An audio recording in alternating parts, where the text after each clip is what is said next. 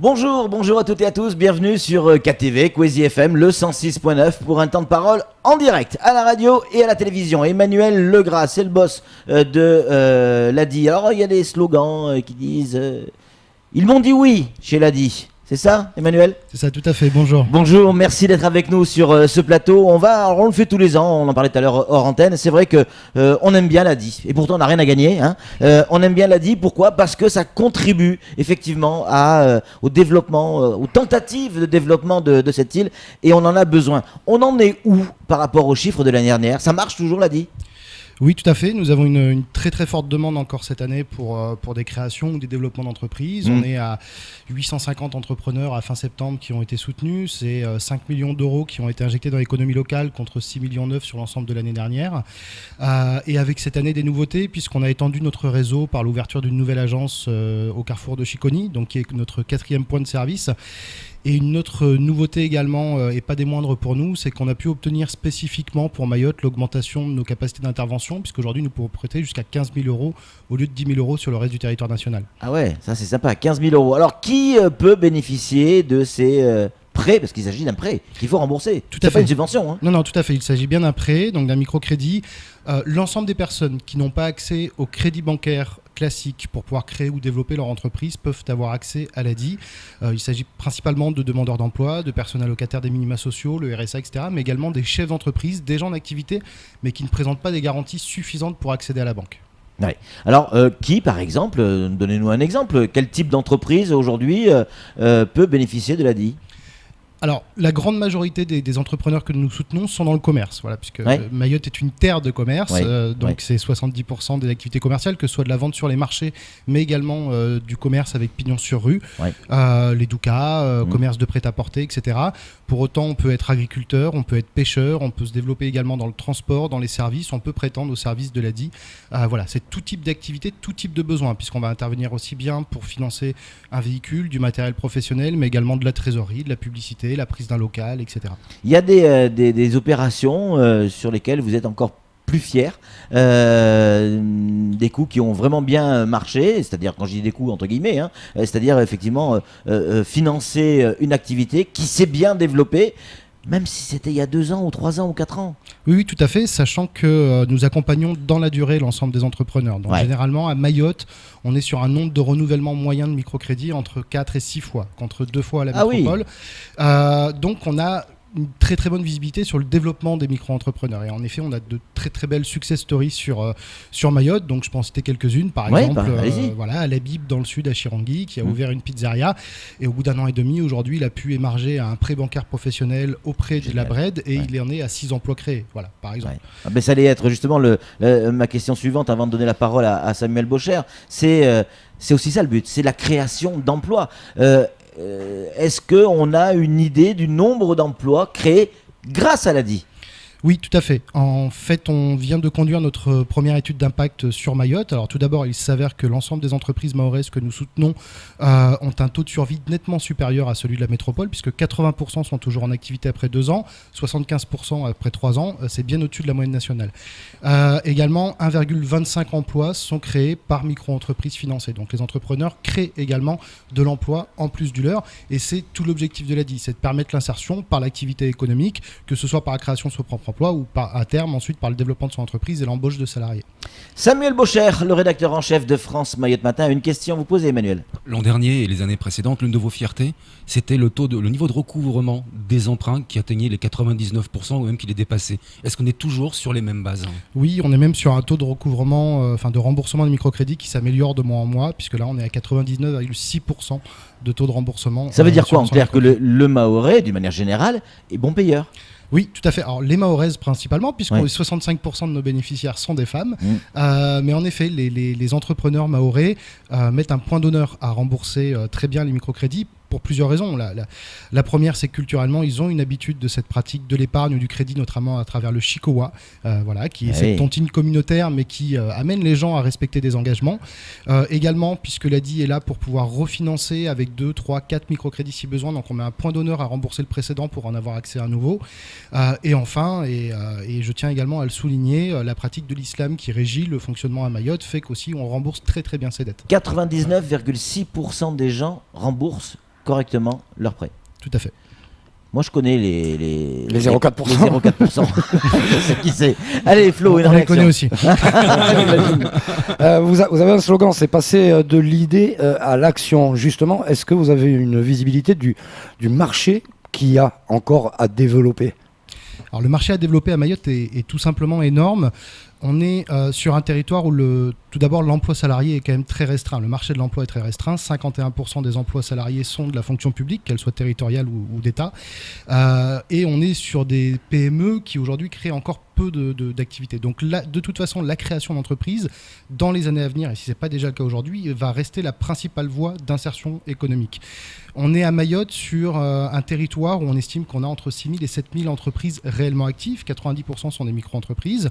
Sur un territoire, pour comparer avec nos voisins à La Réunion, alors certes c'est un petit peu plus grand, mais il y a 33 000 micro-entreprises à La Réunion. Donc il y a encore clairement beaucoup de place pour des activités économiques sur Mayotte.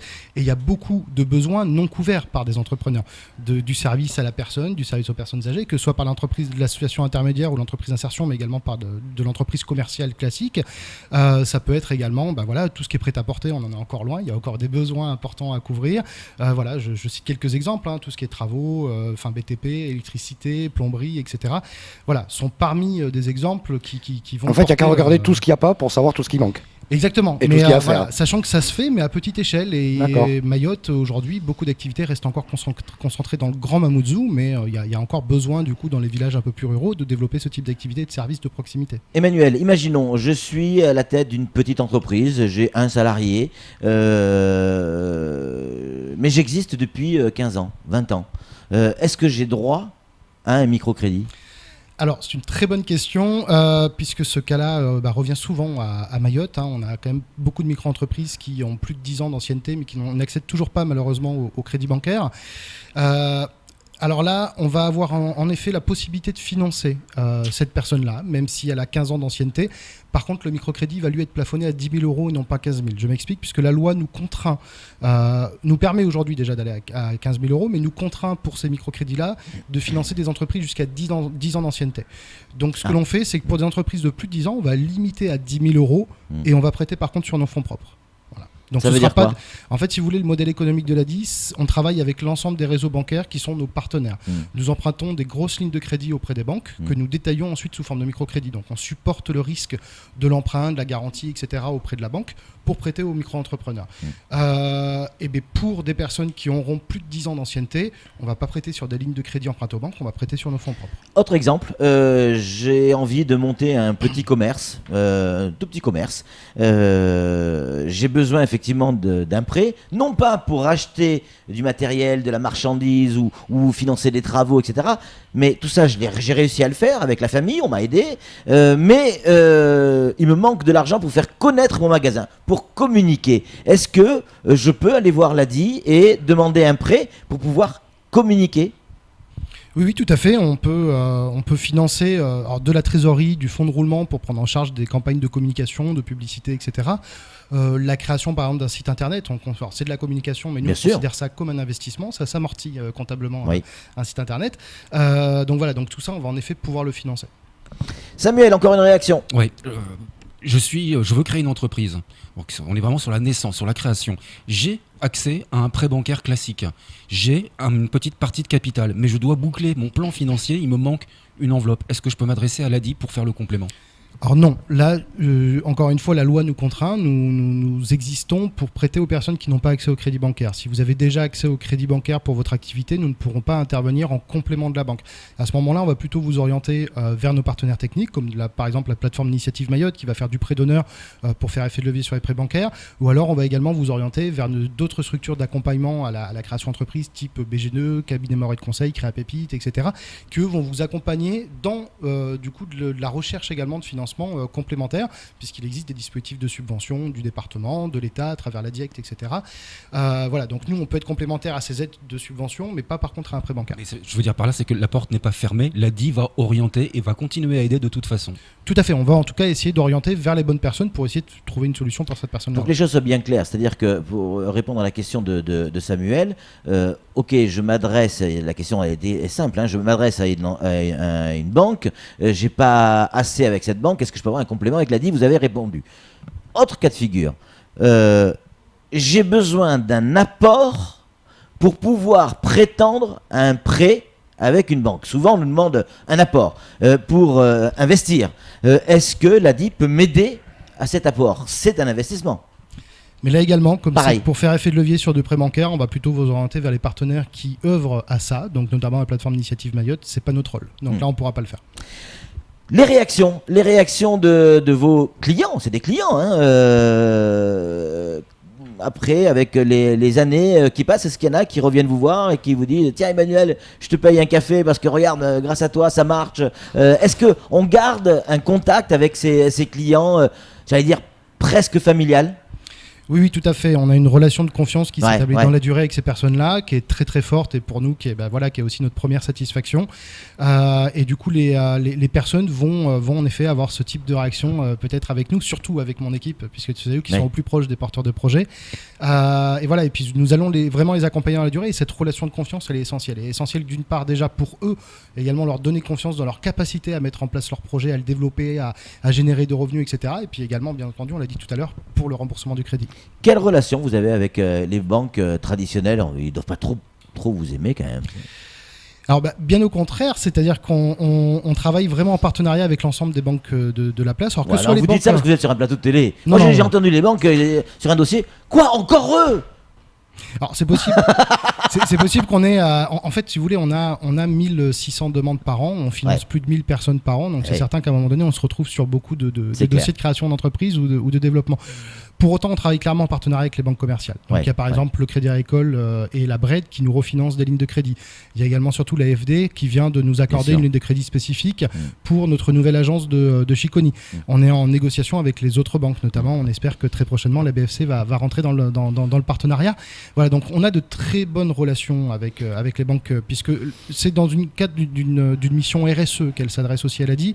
Elles croient en nous, elles croient dans notre projet. Du coup, elles nous refinancent des lignes de crédit et elles nous font confiance dans notre capacité à accompagner les chefs d'entreprise. Excusez-moi Samuel, d'où vous sortez cet argent? Parce que c'est pas de votre petite poche que vous sortez pour aider les gens. Cet argent il vient bien de quelque part, au début en tout cas. Oui, tout à fait. On a. Vous achetez de l'argent? Non, on emprunte de l'argent. Ouais. Voilà, tout à fait. Donc, on emprunte à nos partenaires bancaires des grosses lignes de crédit. Donc, par exemple, on a actuellement avec le Crédit Agricole Réunion Mayotte, on a un encours d'un peu plus de 5 millions d'euros qu'on leur a emprunté pour prêter. Également avec la BRED, c'est un encours de plus de 3 millions d'euros. 3 millions d'euros, je vous disais tout à l'heure, par la FD. Voilà, donc ce sont des grosses lignes de crédit. Vous achetez moins cher, vous empruntez à des taux plus intéressants que ceux que vous prêtez. Alors, la différence, elle est là. Alors, exactement. C'est-à-dire qu'on emprunte avec un taux d'intérêt négocié avec nos partenaires bancaires. On a par contre également, ce qui est souvent plus compliqué pour les chefs d'entreprise à appréhender, mais on a également des mécanismes de fonds de garantie, que ce soit des fonds de garantie européens ou territoriaux, qui sont payants. Ça a un coût, ces fonds de garantie. Donc, nous, on les paye. Et tout ça fait que, en effet, derrière, on applique une petite marge et donc il y a les taux d'intérêt que l'on retrouve pour nos microcrédits. Samuel, encore une question pour vous. Ouais, c'est là toute l'exemplarité de l'ADI. Hein. Ça reste une association, mais qui travaille non pas avec principalement des fonds publics, mais des fonds privés. Ça, c'est véritablement important. Mais quel est le volume injecté sur Mayotte depuis une dizaine d'années ? Alors depuis 20 ans, exactement, c'est 45 millions d'euros qui ont été injectés dans l'économie locale sous forme de microcrédit. C'est ça, je veux que tout le monde comprenne bien et prenne la mesure de ce que ça représente. 45 millions d'euros en 20 ans. Tout à fait. Pour la création de richesses. Tout à fait. Exclusivement, c'est-à-dire que c'est uniquement pour la création ou le développement d'entreprises et à 80% ce sont des fonds qui sont injectés dans l'économie locale, en tout cas dépensés par les entrepreneurs sur le territoire. Alors bien sûr qu'après on a également la création de richesses, notamment via toutes les activités d'import avec toutes les dames etc. qui partent à Dubaï, mais pour autant ça participe à elles créer leur activité. Évidemment. Et à développer ensuite. J'ai contracté un prêt chez vous, je suis un petit commerçant, allez je pars à Dubaï acheter ma marchandise ou en Chine, peu importe. Je ramène cette marchandise grâce à ce prêt, et puis il y a une grève énorme à Mayotte qui dure. Et qui dure, et qui dure, et qui dure. Et que je ne vends pas ma marchandise. Et je suis dans l'incapacité de rembourser ce crédit. Qu'est-ce qui se passe? Vous venez de saisir toute la marchandise? Ouais, alors ça nous rappelle des situations récentes, pas plus tard que l'an dernier. Non, pas du tout. On ne saisit pas les marchandises. Alors généralement en période de crise sur Mayotte, on a ce qu'on appelle nous un plan de continuité des activités qu'on a mis en place. Donc un report en quelque sorte. Oui, tout à fait. Alors, surtout c'est un plan d'organisation de notre activité et des équipes qui nous permet de tenir même s'il y a une période de crise prolongée. À ce moment-là, on va plutôt mettre en place de l'accompagnement des chefs d'entreprise. C'est-à-dire qu'on va faire une veille téléphonique, on va les appeler tous les jours, on va faire le point sur leur activité. Par contre, en effet, on va reporter les échéances jusqu'à ce que la grève soit passée et qu'ils soient en capacité de revendre. Mais sachant que beaucoup d'entre eux mettent quand même un point d'honneur à bien nous rembourser malgré les difficultés. Vous allez les appeler tous les jours? Alors, pendant coup du banquier qui appelle tous les jours et dit hey, il faut recouvrir. Alors, il y a de quoi péter un câble là. L'appel est différent, c'est-à-dire que on va appeler quotidiennement les chefs d'entreprise en période de crise pour prendre des nouvelles de leur activité et de voir de quelle manière on peut les aider. Voilà. Donc c'est de la veille téléphonique sur leur activité et pour l'accompagnement. Bon, Flo. moi on va faire plus factuel pour terminer ce temps de parole, parce que vous avez une grosse actu en ce moment entre l'anniversaire et puis là vous allez carrément à la rencontre de ceux qui peuvent devenir vos clients potentiels avec un paquet de rendez-vous. Vous allez sillonner toute l'île. Tout à fait, on organise notre dernière campagne d'information de l'année, donc du 9 au 13 octobre, d'aujourd'hui jusqu'à vendredi, qui s'intitule donc Lady m'a dit oui, qui est en partie dédiée à l'entrepreneuriat féminin, puisque vous l'avez noté, c'est le mois, il y a eu nos partenaires BGE, la coopérative d'activité d'emploi énergie alternative qui ont fait aussi des forums. Et donc on va sillonner toute l'île, on sera à Mamoudzou aujourd'hui et à Mgombani, on sera demain en Petite Terre, et je reprends le programme, on sera demain donc en Petite Terre au quartier de la Vigie et à Msangamouji également à la MJC. On sera mercredi à Chiconi. Là, vous vous rendez compte que en fait, le programme n'est pas dans l'ordre des dates. Oui, exactement. On l'a mis par commune pour que ce soit visible. C'est ça, ouais. Du coup, pour nous, c'est un peu plus compliqué. Voilà, on sera mercredi à Chiconi, on sera jeudi à Chirangi et on sera vendredi et jeudi à Kungu également et on sera vendredi à Kaweni. C'est Samuel qui va conclure cet entretien. Oui, tout à fait. Quand il y a un enterrement, ici, il y a la famille qui dit est-ce que le défunt avait des dettes pour qu'elles soient payées. Tout à l'heure, vous avez eu un mot qui m'a donné la chair de poule, c'est que l'islam joue un rôle important dans l'organisation de l'ADI, dans le financement, parce que les dettes sont véritablement honorées. Et ça, c'est quasiment unique. Je crois que c'est l'un des meilleurs taux de recouvrement, les 99,6. C'est le meilleur taux de recouvrement de l'ADI à l'échelle nationale, tout à fait. L'effet islam joue un rôle très important. C'est une des raisons, en tout cas, qui participe au très bon remboursement. En effet, on ne meurt pas avec des dettes, donc du coup, on met un point d'honneur à rembourser. Alors après, pour autant, on a quand même des assurances décès sur nos emprunts. Si l'emprunteur n'a pas eu le temps de solder son crédit et qu'il venait à décéder, on annule bien entendu la dette pour la famille. Voilà.